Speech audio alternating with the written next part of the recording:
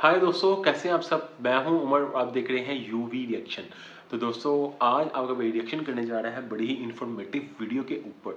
तो आज मैं जिस वीडियो के ऊपर रिएक्शन करने जा रहा हूं इसको लिया जा रहा है हमारे अभी एंड न्यू के चैनल से। वीडियो का टाइटल होने वाला है is Israel losing the war. तो देखते हैं कि इजराइल और हमास की वॉर चल रही है। ऑलमोस्ट 2-3 माह तो हो गए हैं, मुझे कंफर्म नहीं है, 2-3 मंथ तो हो गए हैं इनकी जो सही कॉन्फ्लिक्ट चल रहा है। तो लेट्स सी देखते हैं इसके अंदर क्या बनता है। पर ये आज की जो सी वीडियो है ना ये इन्फॉर्मेटिव होने वाली है, क्योंकि इसके अंदर हमें बताया जाएगा कि इसराइल जो है वो जंग को हार तो नहीं रहा। तो इस बारे में ये बात की जाएगी। तो चलें बढ़ते हैं आज के इस रिएक्शन की तरफ। तो let's come to the video और लेट्स स्टार्ट। क्या इजराइल वॉर हार रहा है? इजराइल हमास वॉर खत्म होने का नाम ही नहीं ले रही। हाँ, ऐसी Qui siamo andati oltre le guerre. Questo non è guerra già, questo è terrorismo. This is terrorism. I've spoken a lot in the last couple of months. Palestine. The moral quandary I feel about is whether what is going on in Gaza is a proportionate response given the massive civilian death toll and given that so many of them बहुत ज़्यादा are civilians जो children. The Israel-Hamas war has been brutal. Thousands of lives, have been lost. Tens of thousands of people have been displaced. गजा तो पूरा कुछ दिनों पहले part seize हो fire यानी युद्ध विराम हो रहा था। इजराइल ने गाजा पर एयर स्ट्राइक्स पॉज कर दिए थे और हमास हॉस्टेजेस को छोड़ रहा था। लेकिन अब वॉर फिर से शुरू हो चुकी है। यहाँ अच्छा। सबसे बड़ा अपडेट यही है कि इजराइल अपना इंटरनेशनल सपोर्ट खो रहा है। आइए जानते हैं कैसे। इजराइल हमास कॉन्फ्लिक्ट ने 7 अक्टूबर से लेकर आज तक 11,000 से ज्यादा जानें ली है। 7 अक्टूबर को जब हमास ने इजराइल पर अटैक किया तो हमारा फोकस उन 5,000 रॉकेट्स पर था जो इजराइल पर फायर हुए। लेकिन उसके साथ साथ हमास के टेररिस्ट ने इजराइल में घुसकर अराउंड 240 हॉस्टेजेस भी लिए। इजराइल में इस समय सुपरनोवा म्यूजिक फेस्टिवल हो रहा था, जिसके लिए कई फॉरेन नेशनल्स यहाँ मौजूद थे। इजरायली लोगों के साथ साथ उन्हें भी हॉस्टेज ले लिया गया। अब हुआ ये कि कतर और इजिप्ट की अथॉरिटीज ने इजराइल और हमास के बीच एक समझौता करवाने की कोशिश की है, जिससे हमास धीरे धीरे 240 हॉस्टेजेस को रिलीज करेगा और बदले में इजराइल गाजा स्ट्रिप पर होने वाली बॉम्बिंग पॉज करेगा और इजरायली जेल्स में कैद कुछ पैलेस्टीनियंस को भी छोड़ेगा। ये पॉज 4 दिनों के लिए अग्रीड था, लेकिन हमास अपने हॉस्टेजेस धीरे धीरे छोड़ रहा था। हमास काफी स्मार्ट है, उन्होंने सारे हॉस्टेजेस को एक साथ रिलीज नहीं किया। ये वीडियो शूट करते समय हमास ने 58 हॉस्टेजेस छोड़े हैं। इनमें इजरायली नेशनल्स के साथ साथ थाईलैंड, पोलैंड, फिलीपींस और रशिया के लोग भी हैं। यंगेस्ट हॉस्टेज जिसे रिलीज किया गया है वो एक एबिगेल नाम की 4 साल की लड़की है, जिसके पेरेंट्स 7 अक्टूबर के अटैक्स में मारे गए थे। और ओल्डेस्ट 85 इयर्स की एक दादी है, जिनके ग्रैंडसन को अभी भी हमास ने पकड़ा हुआ है। On the other hand Israel ने 150 पैलेस्टीनियंस को अपने जेल से रिलीज किया है। इनमें कई औरतें और माइनर्स भी शामिल है। इनमें से कई लोगों को जेल में तो रखा गया था, लेकिन चार्जेस ही फाइल्ड नहीं थे, यानी उन्हें जेल में क्यों रखा गया है ये इजराइल को भी पता नहीं था। यानी कंक्लूजन यही है कि इस वॉर की कीमत इजराइल और पैलेस्टाइन दोनों साइड्स के इनोसेंट लोगों को ही चुकानी पड़ रही है। ऐसे समय सीज फायर ही सही ऑप्शन लगता है, लेकिन प्रॉब्लम यह है कि इन हॉस्टेजेस के बदले में रिलीज होने वाले सारे लोग इनोसेंट नहीं हैं। कुछ दिनों पहले मैंने ये इंटरव्यू देखा। ये है मोसाब हसन यूसुफ, जो हमास के को फाउंडर शेख हसन यूसुफ के बेटे हैं। उन्होंने हमास के कैंप्स में क्या होता है ये यूएन के मंच पर पूरी दुनिया के सामने रखा। 8 years to capture someone's by name Ibrahim Hamid. This mass murderer. 8 years he hid in a small town of Ramallah, less than 20,000 people, while he was sending suicide bombers every other day. It was a big nightmare to capture him. They want him. He is on the top of the list to be released. इस इब्राहिम हमीद को Israel ने 2006 में पकड़ा। उससे पहले हर दिन suicide bombers Israel में भेजा करता था। ये हमास के मिलिट्री विंग का चीफ था, जिसे 2012 में इजराइल में 54 लाइफ सेंटेंसेस मिले थे। चलिए उनके सुसाइड बॉम्बिंग्स की एक लिस्ट देखते हैं। दिसंबर 2001 जायन स्क्वायर इन जेरूसलम, मई 2002 शेफील्ड क्लब, जून 2002 Frank Sinatra cafeteria in Hebrew university, सितंबर 2003 कैफे हिलेल इन जेरूसलम।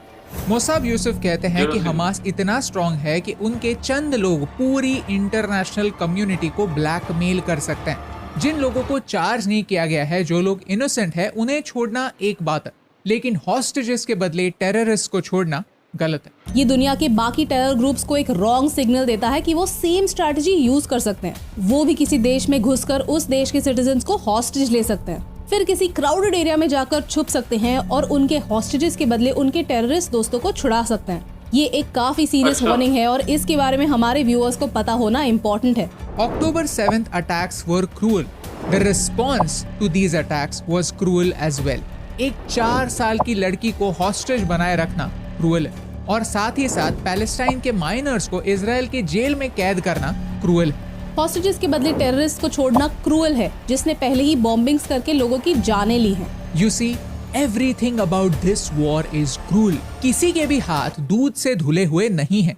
गलतियां सबसे हुई हैं। इस समय ये पूछना कि आप इजराइल को सपोर्ट करते हैं या पैलेस्टाइन को, ये काफी गलत है क्योंकि ये मैटर पिछले 75 सालों से काफी कॉम्प्लिकेटेड हो चुका है। आप अगर मेरा ओपिनियन मांगेंगे तो मैं यही कहूंगा कि 2 wrongs don't make a right. यहाँ गलती किसने पहले की ये बात काफी इररेलेवेंट बन चुकी क्योंकि इजराइल धीरे धीरे अपना इंटरनेशनल सपोर्ट खो रहा है। इजराइल ने जब अपना ग्राउंड स्ट्राइक्स का प्लान दुनिया के सामने रखा तो प्रेसिडेंट जो बाइडेन ने उन्हें वार्न भी किया था कि गाजा स्ट्रिप को इन्वेड करना एक काफी डेंजरस मूव हो सकता है। इसका रीजन ये है कि अमेरिका इस चक्रव्यूह में पहले अटक चुका है। जब उन्होंने तालिबान के अगेंस्ट अफगानिस्तान में 20 साल वॉर लड़ने की कोशिश की तो उन्हें सिविलियन एरियाज में जाकर टेररिस्ट को ढूंढना पड़ा और उन्हें एलिमिनेट करना पड़ा। लेकिन सच तो ये है कि टेररिस्ट स्कूल्स को और हॉस्पिटल्स को अपना बेस बनाते हैं ताकि वो इनोसेंट सिविलियंस को as a human shield use कर सके। इसीलिए अफगानिस्तान में 20 साल वॉर लड़ने के बाद भी यूएसए हार गया और अफगानिस्तान तालिबान के कंट्रोल में चला गया। जो चीज अमेरिका अफगानिस्तान में नहीं कर पाया वो चीज इजराइल गाजा में नहीं कर पाएगा।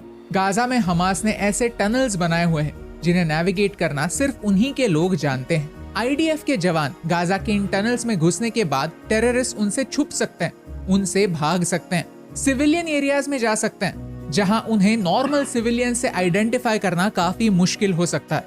ये बात इजराइल समझ नहीं पाया। इसीलिए आज सिचुएशन ये है कि 11,000 लोग की मौत होने के बाद भी हमास और इजराइल के बीच में पीस दूर दूर तक नजर नहीं आ रहा। इनफैक्ट इजराइल दिन ब दिन इंटरनेशनल कम्युनिटी का सपोर्ट खो रहा है क्योंकि दुनिया यही देख रही है कि गाजा बॉम्बिंग्स की वजह से इनोसेंट सिविलियंस की मौत हो रही है। सिर्फ नंबर्स की बात की जाए तो ये चार्ट देखिए, सिर्फ इसी बार नहीं हर बार जब भी इजराइल और पैलेस्टाइन के बीच में वॉर होती है तो पैलेस्टाइन के लोग ज्यादा सफर करते हैं। आप यहाँ वीडियो को पॉज कर सकते हैं और ये नंबर्स देख सकते हैं। और इतना सब होने के बाद भी जो मास्टरमाइंड्स है, जो असली कल्प्रिट्स है वो पकड़े नहीं जाते। वो बस कुछ समय के लिए चुप हो जाते हैं क्योंकि वो वॉर जिस एरिया में हो रही है वहां पर तो रहते ही नहीं। ये हमने हमारे पिछले वीडियोस में एक्सप्लेन भी किया था। हमास के लीडर इस्माइल हनीए पहले सीरिया में रहते थे और फिर वो कतार में रहने लगे। पिछले हफ्ते इजराइल के नेतान्याहू ने अपने डिफेंस मिनिस्टर के साथ एक मीटिंग में कहा कि उन्होंने मोसाद को इस्माइल हनीए के अगेंस्ट एक्शन लेने के ऑर्डर्स दिए हैं। उन्होंने स्ट्रिक्टली कहा है सीज फायर के अग्रीमेंट में ऐसा कहीं भी लिखा नहीं है कि हमास के उन लीडर्स के अगेंस्ट एक्शन नहीं ले सकते।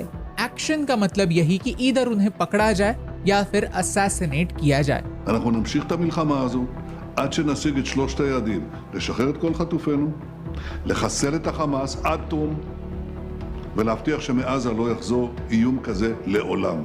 ये बात सामने आने पर कतर ने रिस्पॉन्सिबिलिटी से अपने हाथ धो दिए। उन्होंने कहा कि हनीए की करंट लोकेशन हमें पता नहीं, which is very hard to believe considering Qatar कितना छोटा देश है। आज पूरी दुनिया डिवाइडेड है। इजराइल पैलेस्टाइन मुद्दे पर कोई भी स्टेटमेंट करना डेंजरस हो चुका है क्योंकि लोग अपने आप में कुछ भी मतलब निकाल लेते हैं। अगर किसी ने 7 अक्टूबर के टेरर स्ट्राइक्स को क्रिटिसाइज किया तो फिर लोग उल्टा पूछते हैं कि जब पैलेस्टाइन के लोगों पर अटैक्स हो रहे थे तो तुम कहां थे। अगर कोई इजराइल जो पैलेस्टाइन पर एयर स्ट्राइक्स कर रहा है उन्हें क्रिटिसाइज करने जाता है तो लोग पूछते हैं कि 1947 से जो अरब देश इजराइल पर अटैक कर रहे थे तो तुम कहां थे। अगर कोई हॉस्टेजेस लेने के लिए हमास को क्रिटिसाइज करता है तो लोग पूछते हैं कि जब इजराइल ने पैलेस्टाइन के लोगों को जेल में बंद किया था तो तुम कहां थे। अगर कोई इजराइल को हॉस्पिटल्स पर अटैक करने के लिए क्रिटिसाइज करता है तो लोग पूछते हैं फिर टेररिस्ट हॉस्पिटल में जाकर क्यों छुपते हैं। Let me make one thing very clear, terrorism can not be justified. हम किसी भी हाल में टेरर को सपोर्ट नहीं कर सकते। और ये सिर्फ हम नहीं, सऊदी के ये प्रिंस भी कहते हैं। I prefer the other option, civil insurrection and disobedience. It brought down the British Empire in India and the Soviet Empire in Eastern Europe. इनका स्पीच सुनिए और समझिए कि वो हमास को क्रिटिसाइज कर रहे हैं। इसका मतलब ये नहीं कि उन्हें पैलेस्टाइन के लोगों की परवाह नहीं। Hamas needs to be punished for what they are doing, but that does not mean कि ये पनिशमेंट उन लोगों ने भी शेयर करनी चाहिए जिनकी कोई गलती नहीं है। I condemn Hamas for giving this awful government the excuse to ethnically cleanse Gaza of its citizens and bombing them to oblivion. अब आते हैं हमारे पहले सवाल पर, क्या इजराइल ये वॉर हार रहा है? ये वॉर जीत कौन रहा है और हार कौन रहा है, ये जानने के लिए वॉर के ऑब्जेक्टिव्स को समझना इम्पोर्टेंट है। इजराइल का सबसे पहला ऑब्जेक्टिव है हॉस्टेजेस को रिलीज करना। 4 दिन के सीज फायर के बाद कई सारे हॉस्टेजेस रिलीज हुए हैं, लेकिन फिर भी हमास के कंट्रोल में आज भी कई इनोसेंट सिविलियंस और इंटरनेशनल सिटीजंस हैं। इजराइल हमास को हमेशा हमेशा के लिए खत्म करना चाहता है और इसीलिए इजराइल ने गाजा पर back to back air strikes किए, जिसमें कई जाने गई। ये मूव इजराइल को काफी भारी पड़ा, जिसकी वजह से इजराइल ने इंटरनेशनल सपोर्ट खोया। क्या इजराइल ये वॉर जीतेगा या हारेगा, ये इन बातों पर डिपेंड करता है। क्या इजराइल हमास की बातें सुनकर टेररिस्ट को फ्री करेगा? क्या इजराइल हमास के लीडर्स को सजा दे पाएगा?